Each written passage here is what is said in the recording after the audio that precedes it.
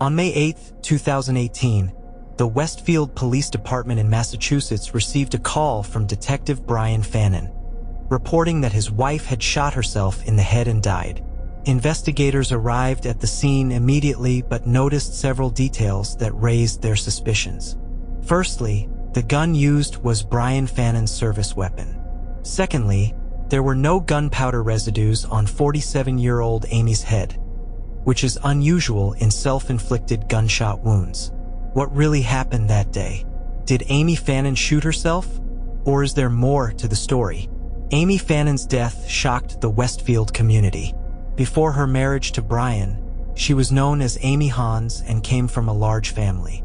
She and her sisters were known as the most beautiful, intelligent, and kind girls in high school. In 1983, 16-year-old Amy Hans met 19-year-old Brian Fanion. Brian came from a family with a long history in law enforcement and politics, and the family name was well respected and proud in the area.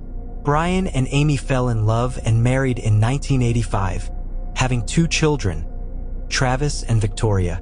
At the crime scene, when the police arrived at the rural home of Amy and Brian, they found her lying on the dining room floor in a pool of blood with a gunshot wound to the right side of her head. Brian appeared shocked and stared blankly.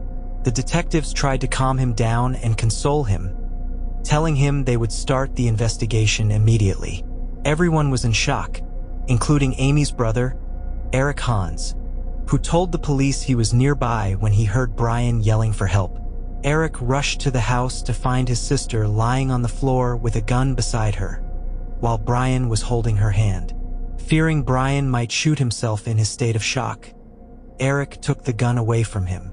Detective Brendan O'Toole took Brian Fanion to the State Police Barracks in Ferris, Massachusetts, to get a statement about the events surrounding his wife's sudden death.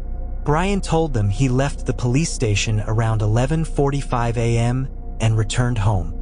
He found his wife preparing lunch when he arrived. They resumed an argument that had started the previous night and escalated that day. Brian told the detective, "I don't know. She was extremely angry. We were discussing our retirement plans. We also talked about our aging dog and she wanted to get a new one. I didn't want that kind of commitment. I like traveling and moving around, unlike her. She also had plans for the rest of the week that I didn't want to commit to. Then, I took my gun from the holster and placed it in the box and went to the bathroom. When I came out, I found her holding the gun to her head saying, 'You don't want me anymore. You don't want me in your life.' According to Brian, he rushed to stop her, but she pulled the trigger before he could. At the end of the interview, O'Toole asked Fanion to hand over his phone to extract data from it. Fanion complied but warned, "You will see things on the phone that are not as they appear." Brian said these words to Detective Brendan after he requested to stop the recording. According to her close friend Terry, Amy loved her life as a homemaker and cared for her children. She viewed the role of a mother in raising and nurturing her children as the greatest job ever.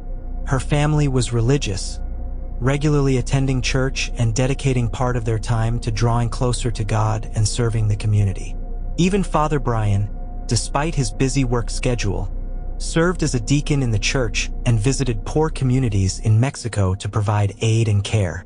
After 30 years of marriage, the Fanion family was preparing for a new phase in their lives. However, Amy had started experiencing psychological problems several years before her death, according to Brian, and was taking some medication for treatment. But in recent years, something else troubled Brian, as she would sometimes have fits of anger when they were alone.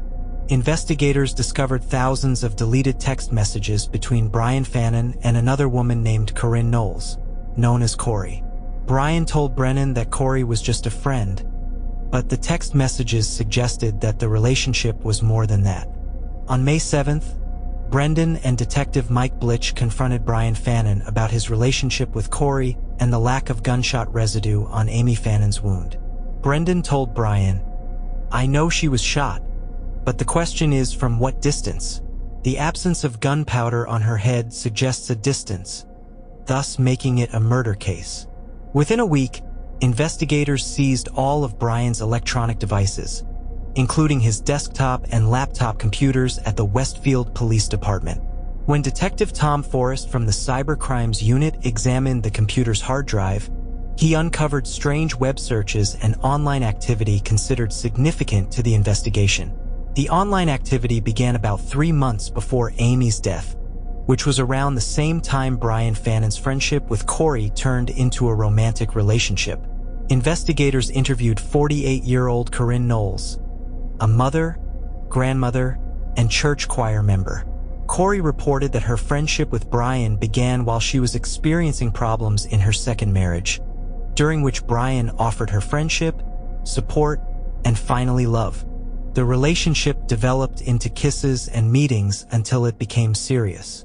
The messages found by the police between them confirmed the relationship. When Brian was confronted about it, he said he knew things had gotten out of hand and was ashamed of his illicit relationship with Corey. Mary Sandstrom, the assistant district attorney for Hampton County, stated, "The criminally motivated online activity began when the affair between Brian and Corey started. The first of these searches was about a common household poison. On the morning of February 2nd, Brian searched for household poisons, dangerous radiation sources, the worst sources of radiation, and medically prescribed overdose levels. He also visited web pages titled 9 Surprising Sources of Radiation in Your Home, Carbon Monoxide, The Silent Killer, Common and Dangerous Poisons, 16 Common Household Medications That Can Kill You, What Over-the-Counter Medications Can You Overdose On, Which Drug Causes the Most Deaths Each Year, and Prescription Medications Most Associated with Fatal Overdoses." It appeared that Brian was either planning something or was worried about something in his home. Investigators had to figure out what was on his mind when he conducted all these suspicious online searches.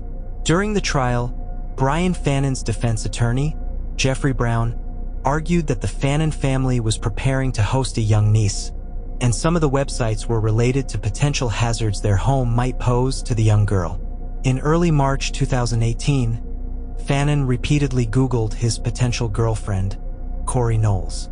On April 2nd, as things heated up between Brian and Corey, he started wondering about the nuances of relationships, searching, "Can you have an affair without having sex?" 2 weeks later, on April 7th, Brian began researching Massachusetts divorce laws, with many of the web pages he visited related to retirement rights after divorce. Fanon was planning his upcoming retirement, and according to Corey in a police interview, he feared losing part of his retirement benefits if he divorced his wife. The next day, Brian Fanon's investigations into infidelity resumed, as he visited web pages titled My Ideal Affair, How to Get Away with It, and Is Emotional Infidelity Worse Than a Sexual Affair? Things seemed to have become more serious between Brian and Corey during this period. 11 days before Amy Fanon's death, on April 7th, Fanon searched for gunshot residue test on his work computer. That morning, between 9:22 and 9:38 a.m., Brian Fanon visited 5 web pages related to gunshot residue, including Gunshot Residue Kit, The Decisions That Make or Break a Case, and a YouTube news report titled, What Gunshot Residue Tests Tell Us. Investigator Sandstrom stated that Brian's research had nothing to do with his work at the Westfield Police Department, as he was not assigned any cases at that time requiring gunshot residue research, nor had anyone at the Westfield Police Department conducted a gunshot residue test.